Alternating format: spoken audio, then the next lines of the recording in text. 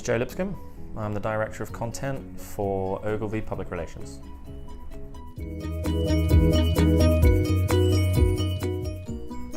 So world hunger affects hundreds of millions of people worldwide, obviously. And one of the things that not many people know or discuss is the life-saving potential of the lowly potato. It really is a super crop given its consistent yields, its nutritional value.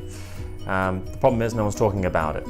And so the International Potato Centre came to us and said, can you help us prove to the world the life-saving potential of this crop?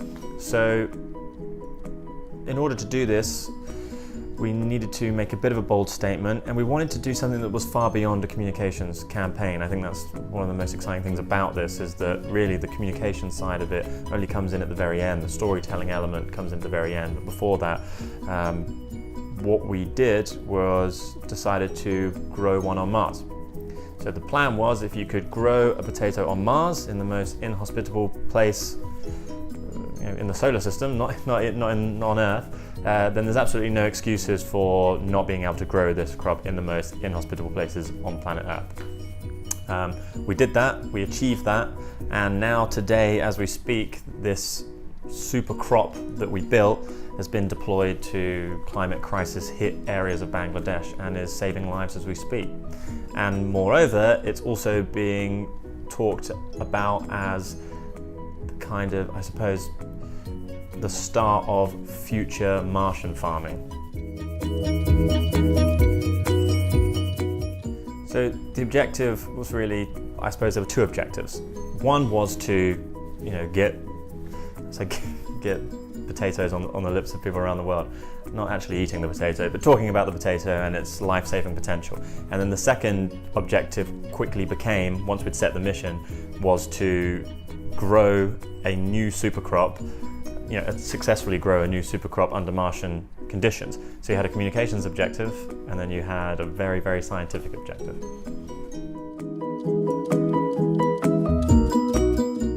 So again, two sides. So obviously the first one, we measured the success of the scientific success of the experiment. So we teamed up with UTech University and NASA, and we flew out to we went out to one of the most harshest areas on Earth, which is in Peru, in the De La Hoya Desert, and we created a simulator called CubeSat, which mirrored Martian conditions. And in a lab, we built a new super crop that we named Unique, and we grew that inside those temperatures. So we plugged in all these very special cameras, and we placed it onto a live website, and we filmed this thing grow in real time, and brought people together from around the world to watch this thing grow, which was really beautiful, especially given the media landscape today. It's great to have so many people come together and watch something live again. And it reached, every corner of the globe. It really was fantastic. And so then from a communications perspective, what we wanted to do was we wanted to tell that story in the most beautiful and enthusiastic way possible to really, I suppose, pay tribute to the scientists behind the project, because Chris McKay, Melissa Guzman, and from NASA, and Joel Rannick from the International Potato Centre, and the team at UTech, the work they did on a scientific level was so fantastic that it deserved a great story to match. And I truly believe we did that. And we reached more than 3 billion people globally. We had 100 million people watching this thing grow live. And we built a microsite that was constantly uploading B-roll footage of the crop growing in real time, so you could just take that and then build your own story out of it. So we really directed the content from CNN to the BBC, all the way to Conan O'Brien on late night TV, which is great. There was a lot of communications milestones that we reached. We never sat down and said, okay, we want to hit this many people around the world, we want this many impressions. We didn't really have that conversation. It was more a case of, we want the media to enthusiastically tell this story and spread that as widely as we could. I don't think anyone expected at the time that it would reach that. We're just really pleased for the teams that it did. And I think that looking over some of the coverage, I think the most impressive thing about it is, as I said, the enthusiasm, and I suppose the poetic nature of the storytelling, the video content, the reviews, the excitement. I mean, some of even the TV reports, people were they were so excited about it. You know, they're thrilled about this idea of being able to report on something that had never been done before.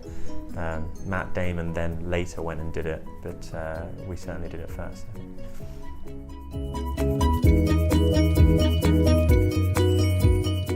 The key challenge was growing a potato on Mars.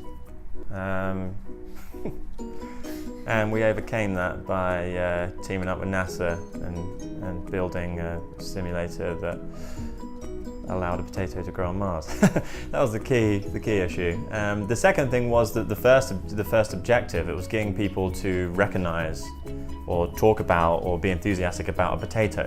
You know, it's not great for Instagram food, it's not a beautiful looking crop, it's just a potato. So unless you're a space geek or you're a tech geek, when you first hear about this story, you know, it's not really that exciting. So that was really the main concern. Let's say there were two challenges. Obviously, the scientific side of it, because you know there's a huge investment from time and energy from a wide group of people, and we never knew if it was going to work or not. Particularly when we were trying to create the super crop at first, before we then kind of planted that under Martian conditions. And then, I say, the communication challenge of spreading that message properly, taking it away from a scientific story and taking it away from an agriculture story, whilst still telling I suppose, the tough thing was the balance between the empathy of the real challenge, which was this challenge of world hunger and climate crisis hit areas around the world, and then the excitement of working with NASA and UTech to do something so outrageous. So it was finding the balance between those two in the story. I think we did.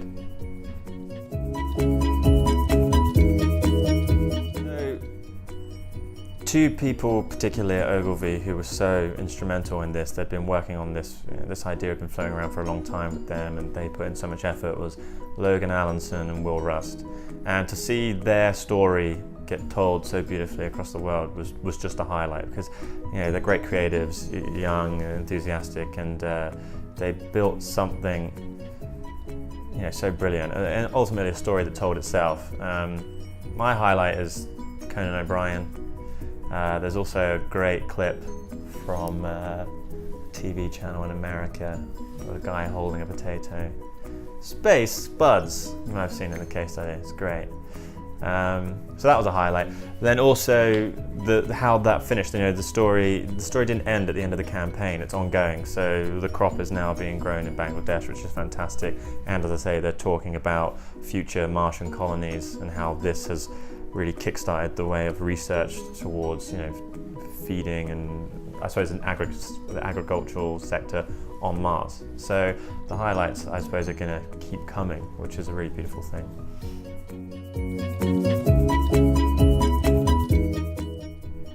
One, it had never been done before. It was original. The crop we built is actually called Unique, which really sums it up.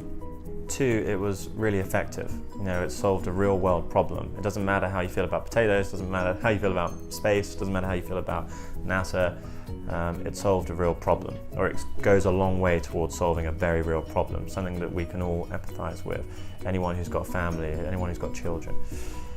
And thirdly, and I think which is one of the most important things of any communications campaign, is it has a beautiful story.